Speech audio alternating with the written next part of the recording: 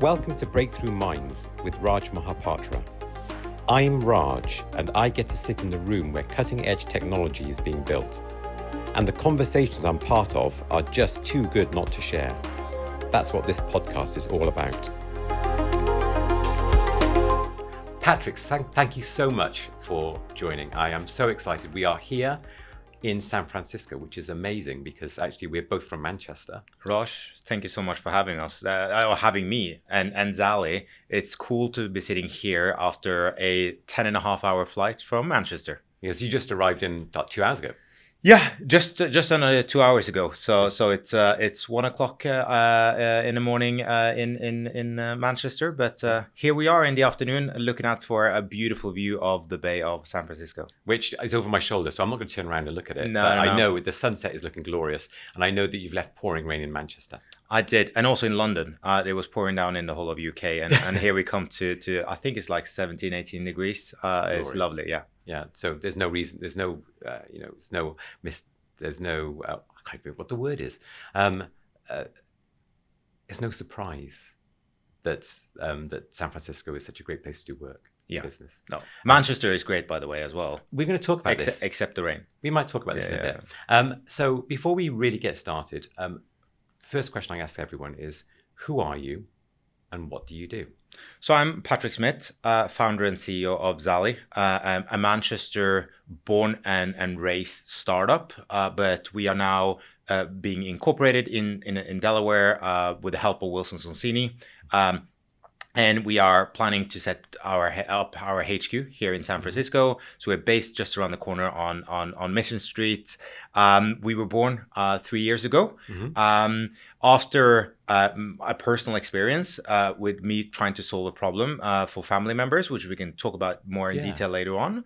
But the team is 20 man strong, and we are also building a team here in San Francisco. Okay. You obviously don't sound like you're from Manchester. No. Where are you from? So I would say now I'm a bit from everywhere because but originally I'm born in Oslo, Norway. I moved to the UK with the plan of staying there for 6 months. That is now 10 years ago. So I spent 7 years to my sins in London, and then now 3 years in Manchester, and now most of this year has been in San Francisco. Brilliant. Before we jumped on and started recording this, you mentioned a bit about your personal origin story. Yeah. Should we talk about that? Of course we can. Like any other 10-year-old, I didn't just set up one business. I set up two. As a 10-year-old? As a 10-year-old, because I found it important to be busy. And I think I was born an entrepreneur. So like a lot of Norwegians are born with skis on their legs. Yeah. I was born an entrepreneur. Not with skis then? And not with skis. I know how to ski. And that is, I think, the only thing that I miss about not living in Norway and being able to go skiing every weekend or after work. But when I was 10, I set up two businesses. One was a full stack development business. The other was a DJ booking business. So the full stack development business that helped my dad's friends and family members building their first website. I had never done that before. So I just had to learn by doing, read how to build for dummies type of Bibles. You remember those books? Those were great. Those were days. And then the other one was a DJ booking business where I rented myself out to like 9-year-old birthday parties or school discos. And my mom drove me around to this. And when I was 13, I was picked up professionally. I ended up playing at a lot of weddings. And when you play in a lot of weddings, you typically have to be 18 because they serve alcohol. So I had to lie about my age and became very good at lying about my age. So when I was 16 and I had done maybe a couple of hundred weddings and parties, I met another fellow DJ and we agreed to set up a DJ booking agency because we didn't want to turn down all the jobs that we got. So together we in a year managed to employ 40 full-time DJs. 40, yeah, and did 1,000 DJ job in the first year. So when I was 18, I exited from that company. I had then done 175 DJ jobs in 1 year myself. And you could try to be on the road for 175 days. Like you have no friends at the end of it. You have no life. And then on top of that, running the DJ booking agency. So I was working hard, and I thought it was better to stop being a full-time DJ and actually go into an event and media business, which I invested some money into, and we grew that business to 25 people. Sadly, the finance crisis hit us really, really bad, and I think we had to like shut down 5 businesses overnight. But I would say I learned more from that failure than I've done from any of the success stories or failures since then. Because what are you describing as a failure? The companies had to shut down because we couldn't survive. Yeah. Like it was not financially sound to continue, and we owed people money, and it was not fun in any shape and form. And it's how you describe failure, isn't it? I mean, this is, you talk about the most amazing growth curve and most amazing experience of getting there, and then we've talked about it as a failure, but actually it didn't succeed is actually what happened. Yeah, and as a founder, you're always chasing a finish line that doesn't exist. So what is actually success? And that can be defined in many ways for any type of founder. But for me personally, that was a big failure. But I would say that is what brought me to where I am today. Because since then, I built a lot of other businesses. I went into brand building, concert promotion, worked with amazing artists like Justin Bieber, Rihanna, 50 Cent, so on. And then one of the sponsors at these arena concerts, he approached me and said he had acquired a business and needed somebody to be his eyes and ears and help out the CEO. And I said, yes, this was in a curry restaurant on a Thursday evening in Oslo. And I said, sounds great. When do I start and when can I help you? And he said, like Wednesday morning. I said, like, I see you in your office. And he said, oh, by the way, it's not in Oslo. It is in London. So then Wednesday morning, I stood there with 6 suitcases, and my wife came a few days after with the plan of staying for 6 months. I helped the company out for 9 months. But of course, being an entrepreneur, I wanted to do something by myself again. So I set up a digital marketing agency.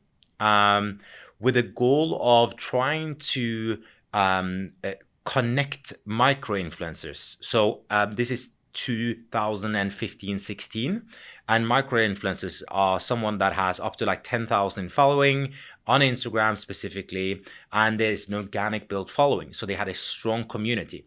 So it was more easier to convert people to actually buy a product, to go to a restaurant, or something like that.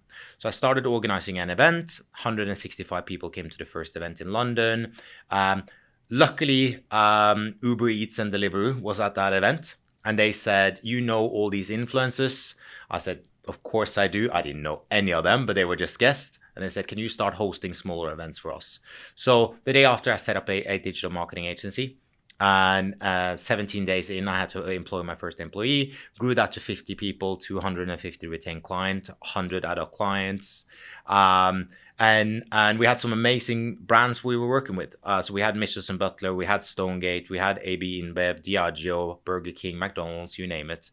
It was fun. And we worked with a lot of cool chefs. Gordon Ramsay, as we know from him well here in the US as well, but Jamie Oliver, Hessen Blumenthal, also like big Michelin star chefs. And after 2.5 years, I exited and left that company. Perfect timing. I would never laugh about it, but 1 year in COVID, the company had to shut down. But I was out a year before, and then I was helping a lot of customers, and then identified a problem on that journey with the customers, and that's what brought me to where I am today. And it's really interesting. What I love about that journey of yours, what you've talked about so far, is that it's all very human. Yeah. It's all about that human experience, the human relationship. And yet we're sitting here in Wilson Sonsini, arguably the best tech law firm in the world. And you are now running a tech business. And, I'm really interested about this kind of human tech connection that you see and why you think that's so important.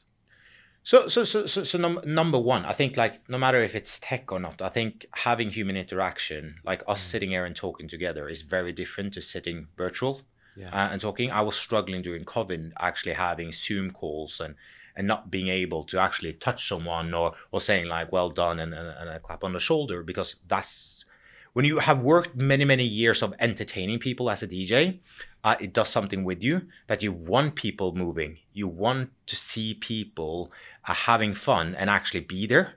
So I think for me, it's having my background and my experience in utilizing that, how we approach technology.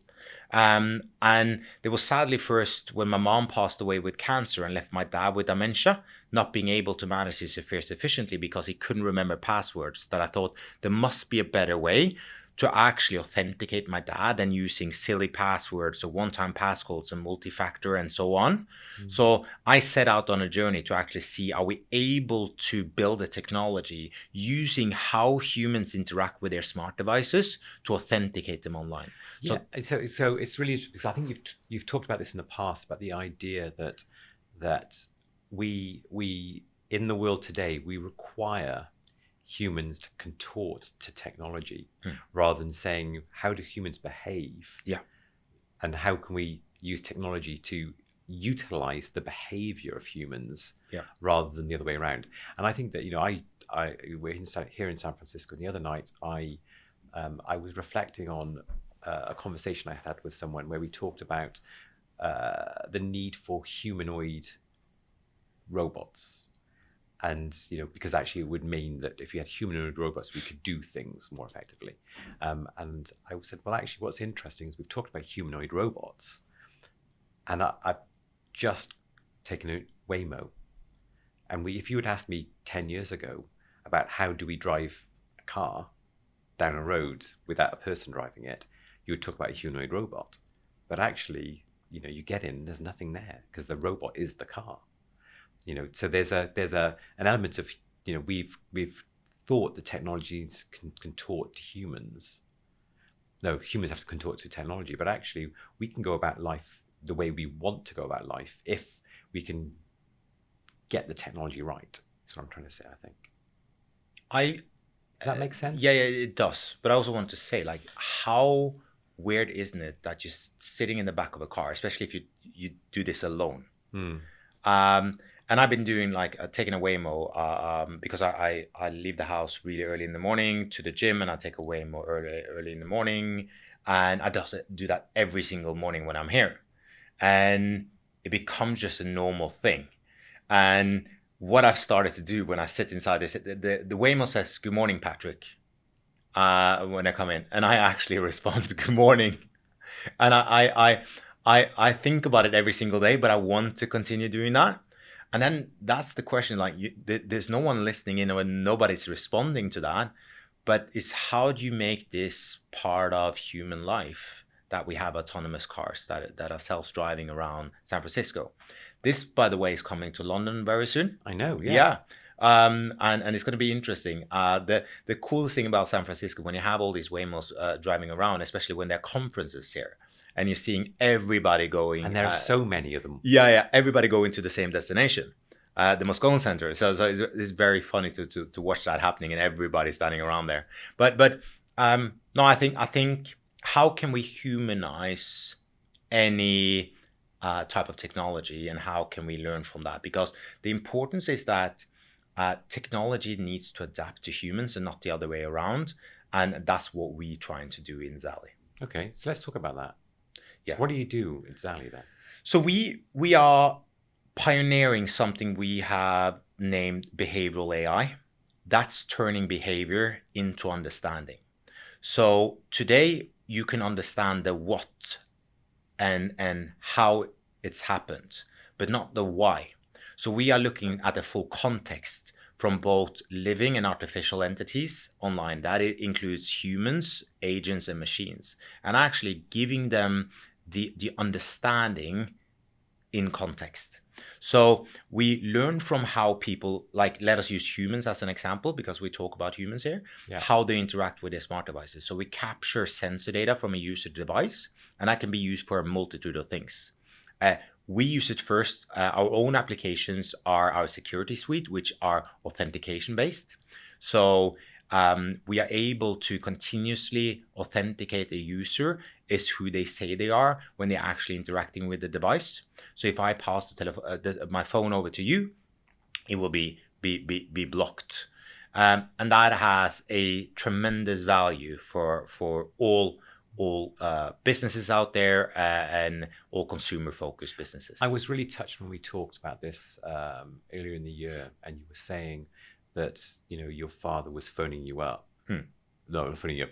He was unable to phone you up, and you were trying to work out how you could, help him unlock his phone, and have those, to be able to do those interactions. And certainly after your mother had passed away, that became much harder for you to kind of manage that relationship almost, because of the inability for technology to enable him to even unlock the phone. Yeah.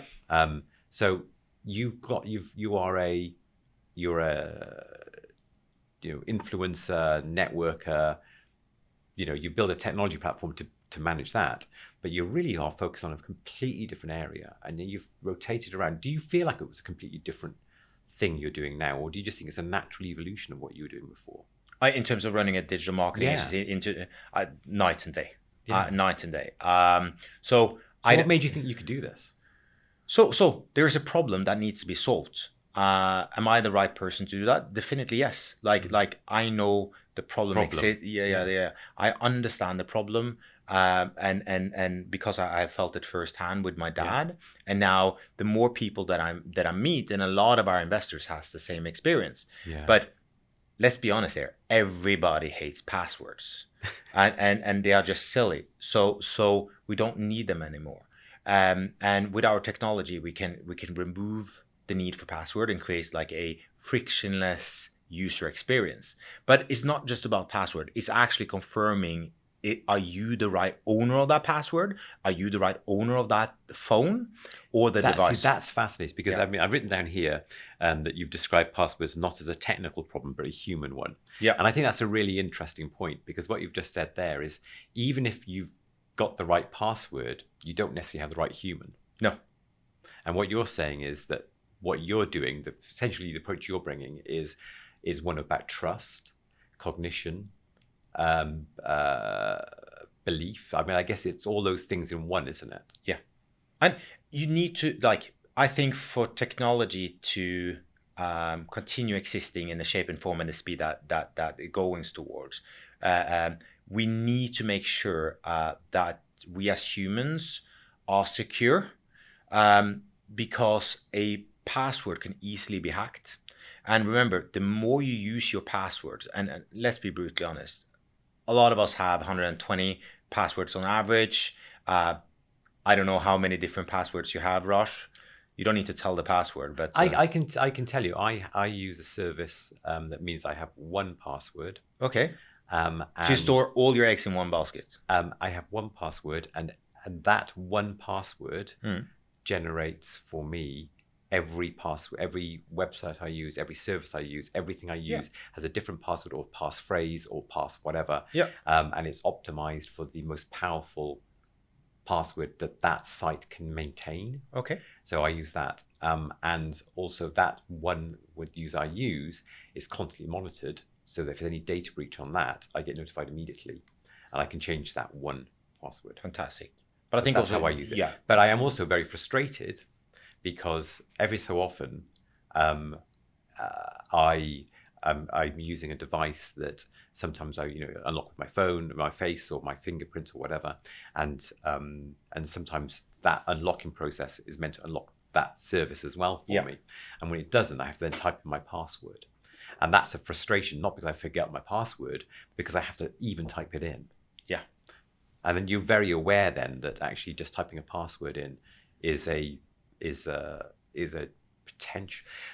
When I ran my last business, I was very focused on the fact that the weakest part of every chain of security was the human.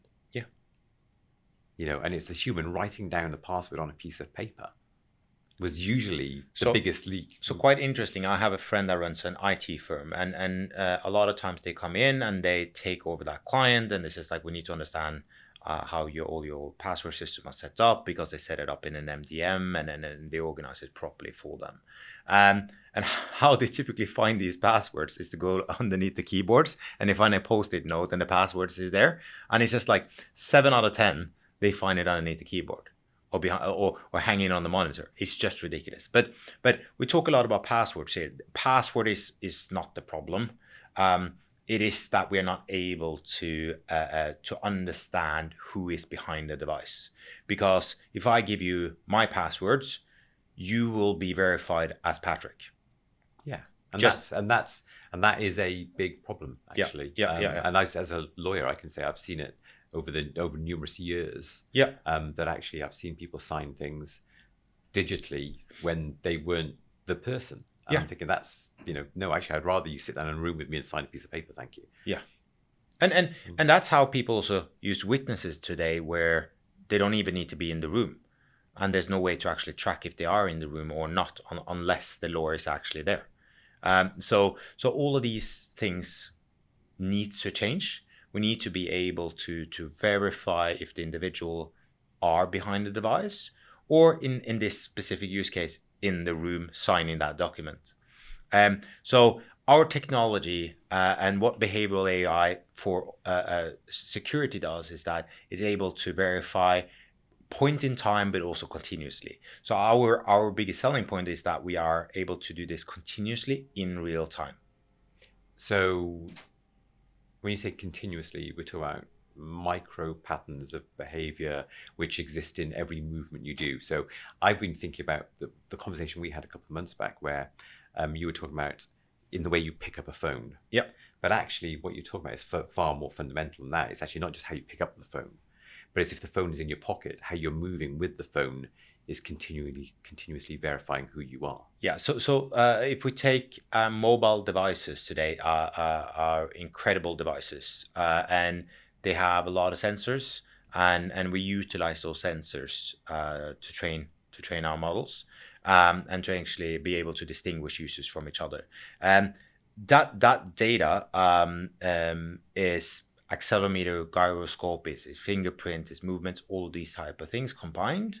And we also utilizing now more and more wearables and creating like the full picture of a user. So even your AirPods today, which is an Apple device, has sensors, and then I'm sure a lot of people are using their Whoops or their Fitbits or their Garmins or their Apple Watch, and all of that combined creates a better picture of you. And as a result of that, we are able then to with high level of confidence. So what our technology does by the end of the day, we provide intelligence to say this is a Raj or a Patrick, and they should have access to that platform. We provide that to our customers, and the customers can then make a decision if they want to block access or if they want to give them access. So some of the customers that we work with utilize this to do MFA resets for customers in the customer service, or password resets. If they have if they have 20,000 workers, they call up the service desk, they want to do a reset, we can then identify them remotely, because we know that it's not just a random person phoning up with the details that they've written down somewhere. They can actually wave the phone around it. Correct. There's a part of this that feels invasive, but actually I'm wondering whether it really is invasive or not. So it depends on how you set the system up, I guess. So we store no personal data. So our customers store do the KYC, so they know who the customer is, who they are. Part of that KYC is the tracking, is the behavior. No, so that's the difference, because there's no PPI here. So there's no identifier. So we should just say, for the purposes of the people at home, PPI. Yeah. So it's personal details. Yeah. To simplify it. Yeah. So we don't use that. We're using data points to identify. So we create a baseline on user behavior to be able to have that as a reference point and evolve over time about how they, like, if you get hurt or you drink, or there's a lot of things that people do, and as a result of that, we are able to identify and compare that baseline with the user behavior in that point in time. So we don't store any ID or anything like that. We are not an identity play. We are a verification play. And what you store is behavior. Got it. Yeah. So behavioral data. And so you cannot say, if you're watching my phone, you wouldn't be able to say, This is Raj's behavior over time looks like this. You're not interested in Raj's behavior. You're interested in this person who's on this device wants to unlock the device or unlock something. Yeah. Using MFA, multi-factor authentication, I should say out loud. So they want to use that. So they're going to move the way in which their device is moving means that ties with that. Great, go. That's what you're saying. Yeah. Okay. Yeah. When I start thinking about this idea, and you mentioned before about this, the kind of patterns of behavior, and you're on your device and you're playing with it. You've got your device normally, and how you interact with your device normally would be one thing. But you mentioned if you've gone out for a drink, I mean, presumably it will change. Yeah. So everybody has what we call a digital signature about how they behave. But of course, we need to learn about user behavior in different contexts. So you behave in a different way when you are at the gym versus when you're home in bed. We typically answer the question when everybody says, what happened if I've been out one night and I had too many drinks? I was like, yeah, the system automatically orders you an Uber to get, or in this case, a Waymo to get back home.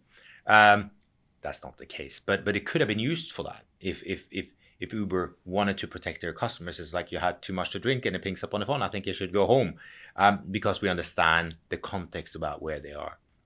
But for us, it's about learning over time and always evolve. So the individuals have unique profiles, and we continuously learn about user behavior. And the bigger our models become, the more we are able to understand the difference between the users.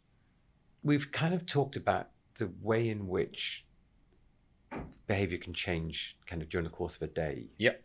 But what about longer term? Yeah. Kind of the trends in behavior. What are the implications of that for you? Yeah, of course. Like you have one example. If you break an arm, what happens then? Typically you utilize a mobile phone in one arm. What happens? So we train on we have an enrollment process. To take one step back, we have an enrollment process so we can learn about different use cases. And that creates our baseline to look at. This is Raj from that. And that is what we compare it to. But that we feed into that baseline continuously over time. It's the same way your Face ID can see if your beard is growing because it looks at a pattern in your face. As we all know, Face ID takes a picture of you, I think it's every 10 seconds, and to be able to continuously evolve over time. And the same way our technology runs passively in the background, so you as a user will never know, but we then retrain and recalibrate and learn about user behavior. What's really interesting for me is where this all started. It started with your father. Yeah. It started with dementia and freedom. Yeah. As well at the same time. And so there feels like there's kind of an element of this, which is for you personally, it's about preserving dignity and maybe autonomy for older people as they get older as well. So it's not just about we've talked about the commercial applications almost, but actually where it seems to have come from is a very different place. Yeah, but I think it's important. We talked a lot about passwords here. Password is not that we focus on at all, because for us, password is not needed when we know who is behind the device. Over time, we hope that we can replace passwords. And I know that's a bold statement. No, but I like that. No, I like it because when you think about you arrive at the door, you knock on the door, open the door, I look at you and I go, what's the password? Yeah. It's not what's the password. I look at you and I go, I know who you are. Yeah. And that's face recognition. Yeah. But actually, sometimes I know that, in my house, when my boys were younger, they would just go, yeah, we know when you're coming in, when you're coming up the stairs, because you sound very different to mother. Yeah. And that's one of the examples a lot of people are using. See by the way people walk, and we are able to use that in the digital world to verify human beings, and that is needed. So as I said, we speak a lot about password, but it's about verifying individuals. But behavioral AI has so many other potential applications.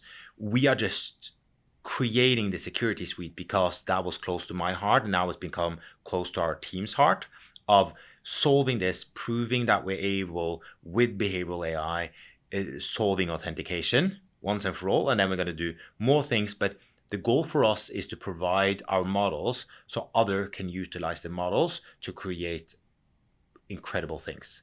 Like if healthcare application comes in, power them to see early stages of dementia based on walking gait analysis. Sorry, say that again, because I think this is really important. Because you started talking about a medical application to something which is far from authentication. So let's go backwards. So because you can see movement patterns, and as a result of that, based on walking gait analysis, you can see and spot early stages of dementia. We're talking years before. So if you have reference data, so if anybody has a health app that are able to track user behavior over time, and they exist tons of them, they can utilize our model to actually identify early stages of dementia.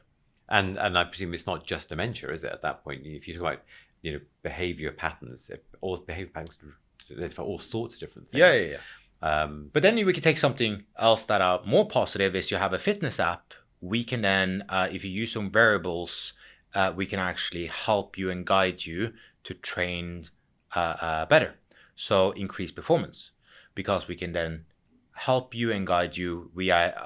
If somebody has an app which can communicate to their users via an LLM, a chat that communicates, you need to lift this in this way, and guide them, or they have videos, that's also a way you can use behavior. And I can mention 1,000 things like this, how you can use behavior. Remember, we are pioneering a new field and we're creating a new field, so this is unknown for a lot of people. Yeah, it's interesting because you're talking about behavioral AI, but actually what you're talking about here is not something that's. I was at a conference the other day here in San Francisco, and we were talking about circuit board design, and they were saying, well, Gen AI has little implications on that.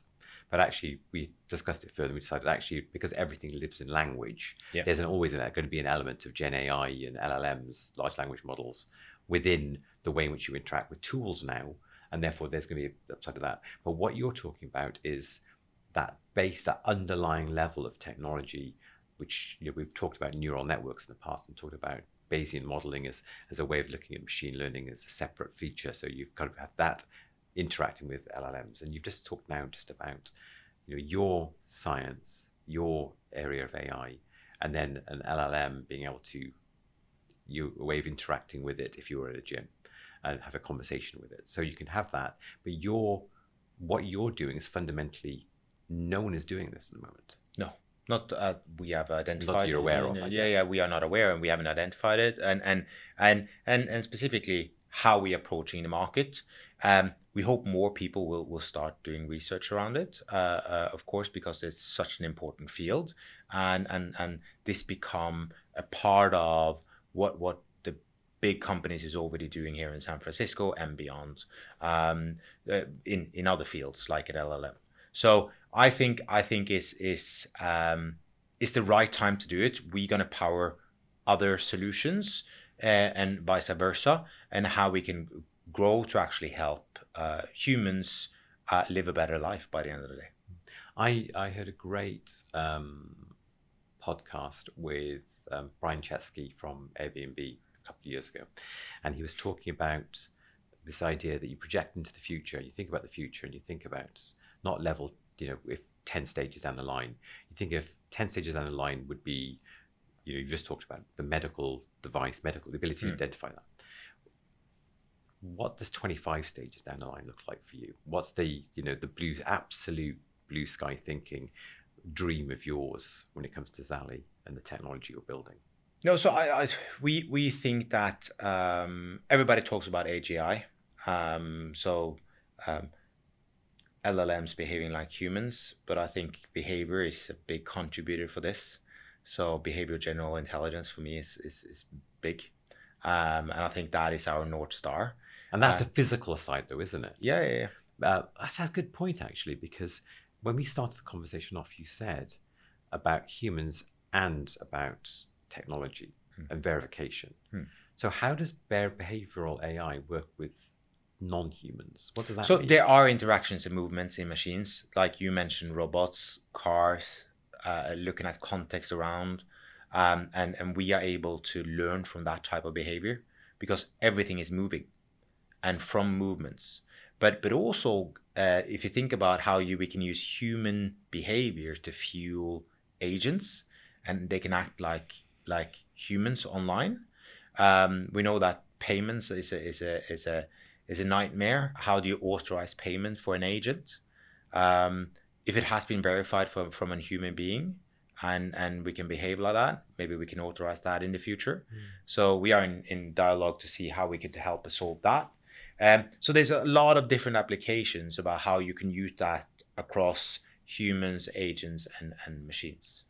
I can't help but ask about a risk here, which is you've got all these humans whose personal behavioral models are existing somewhere in the world then. Yep.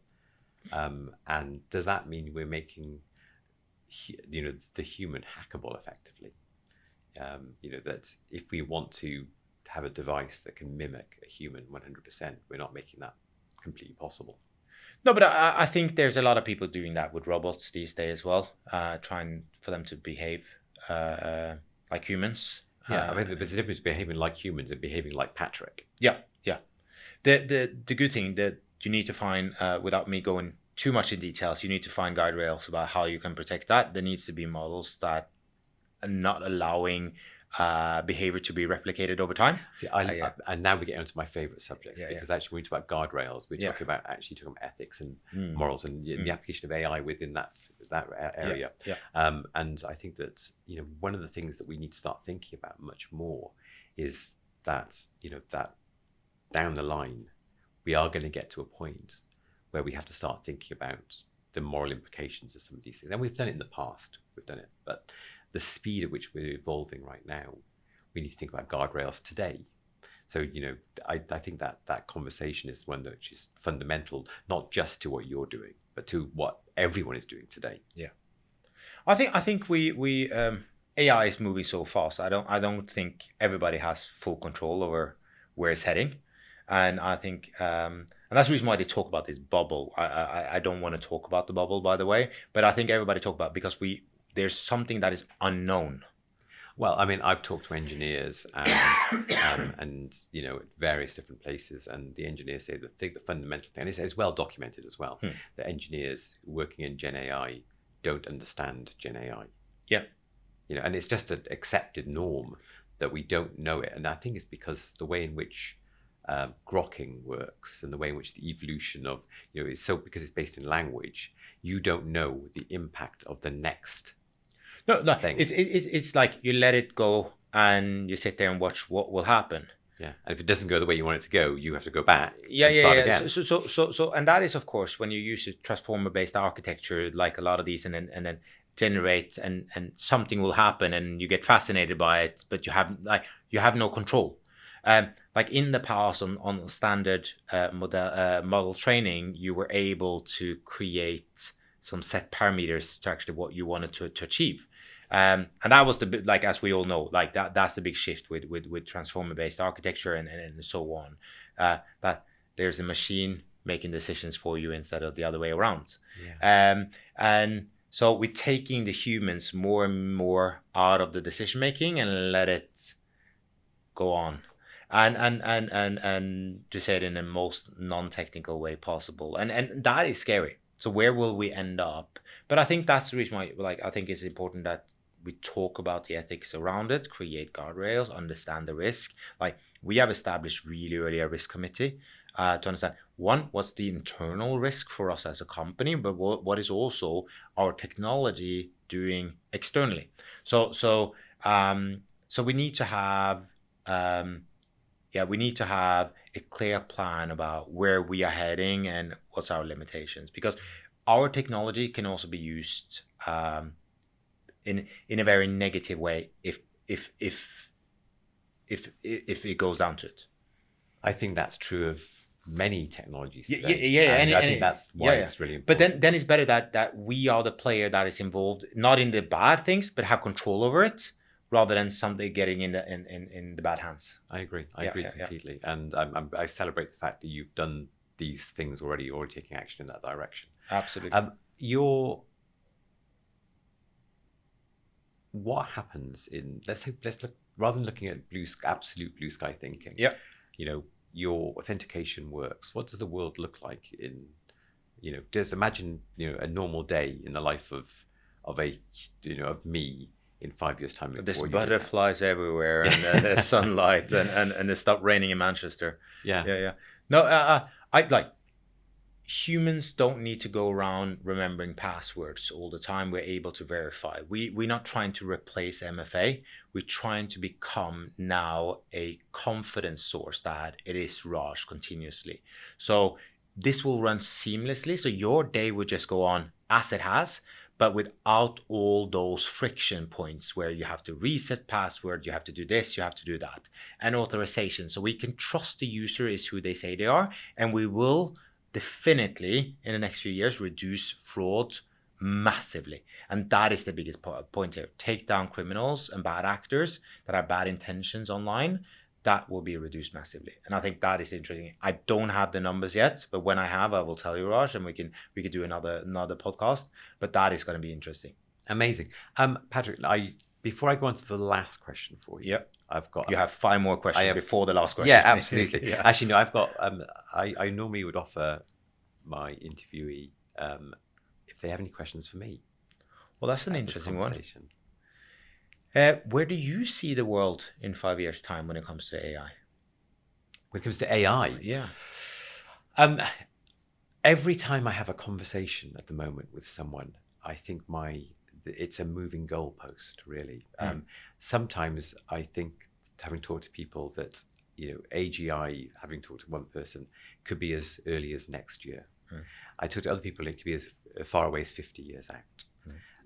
To say where it would be in 5 years' time is really just picking something absolutely out of the blue. What I would rather focus on is where do I see the world being.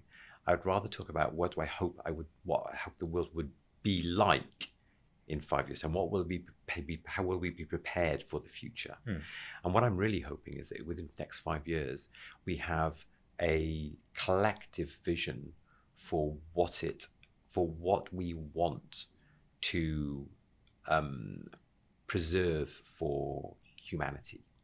What do we value as humans, so that as we go forward, we can start really laying out what do we want this technology to do. To your point, technology shouldn't be making humans contort. It should be the other way around. So what do we want us to be able to do, and how does technology support that? And we need a clear vision for that is the guardrail for how we carry on going into the future. That's what I want to see happen. What I think we will see, I have no idea. But I think what I'd like to see is that level of guardrailing. Does that make sense? Yeah. Do you think we are ready for everything that is happening? Not at all. No. Not at all. I think that the amount of division we see within the world, I think that even if you think about the way in which global politics works, the way in which different regions of the world interact with each other, and fundamentally the underlying structures, the economic structures of different parts of the world, mean we do not have a collective vision as a world for what the future should look like. And the problem with that is that when you start creating global models, global norms, your technology has the ability to impact everyone in the world. These LLMs have the possibility to impact everyone in the world. And unless we think about the world as a whole, we end up with divisions within the world of how we approach solving the problem.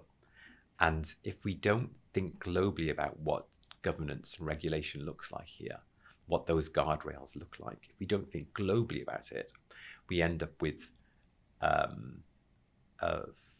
mismatch in how things get developed. We have potentially no one putting any guardrails in, because everyone's worried about putting a guardrail in and slowing down progress in their region. So no one puts a guardrail in. And then what happens?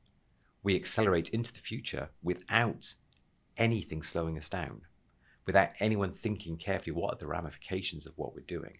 So that's my fear, that if we don't get it right now. And so I'm really pleased to hear you're thinking about risk committees right now and thinking about how do you build this right now from the start, because I think that's what brings me hope, that people are thinking about these problems in the right way. And it is, for me, it's one of those great, it is the great question of our time, is where do we want to see, what do we want to see the world look like in 5 years' time? But I think there's a big difference to going in now, making the world better, than I'm in AI because I want to be filthy rich. There's two different approaches here. There are two different approaches here. Yeah. And I think AI has become the thing, is that I'm putting AI behind everything because I want to be rich. And I don't think that is making the world a better place. Okay, we drive innovation some part, but there's so many great companies here that are driving innovation. They don't focus on making money first, as we've seen. Of course, a positive byproduct of being successful, money will come. And that is positive. We are all for profit. Like we're a commercial business and we want to grow and scale as big as we can, but we can also be cautious about what step we take on the road to that dream scenario. Oh, okay, so you come to my last question perfectly. Yeah. So I guess the last question I have for you, which almost reflects the question to me, but I'm going to fire it back at you, is in a world of AI and AGI and artificial general intelligence, what does it mean to be human? It is an extremely deep question. I can answer it in a way that might not answer your question, but I think it's important to continue having conversation as human beings, being in control. I don't know if you've seen online these funny videos where people go in and chatting to a chatbot and then trying to respond in real time with the other human being, because that's what controls our life. I think we need to take a step back and not let these chat dictate how we respond. We need to have the human touch in everything we do. We need to learn how to actually meet people and speak with people. I think one of the most important thing that I can teach my daughters is to interact with other people. I honestly say that I don't care if they learn 2 + 2. There's more important to learn that 1 + 1 is not just 2, it is 11 as well. So they need to understand the world in a different way. They need to look at it. If there comes a text, they need to understand the text and they need to challenge the text. Otherwise, we end up with the same answers again and again and again, and that's the only way we can drive innovation. So I think to answer or to not answer your question, we need to put people first, the humans, and continue having interactions. There's more to life than swiping left and right and chatting with a chatbot. Patrick, thank you so much. It's now coming up to 2 a.m. for you. I'm still alive. And you're still here. I'm still human, almost. Yeah. So thank you so much for taking the time to join us. No, thank you, Raj, for having me. And I'm looking forward to continue working with Wilson Sonsini and also your support. It means a lot to us. Amazing. Thank you so much. Just so you know, this podcast is for general information only. It's definitely not legal advice, and it doesn't create a lawyer-client relationship. Laws change, and they can be different where you live. So please don't rely on this when making decisions. If you need advice, speak to a lawyer. Every now and then, platforms might pop links or extra content alongside this podcast. They're not from me or Wilson Sonsini, and in some places, this episode counts as attorney advertising.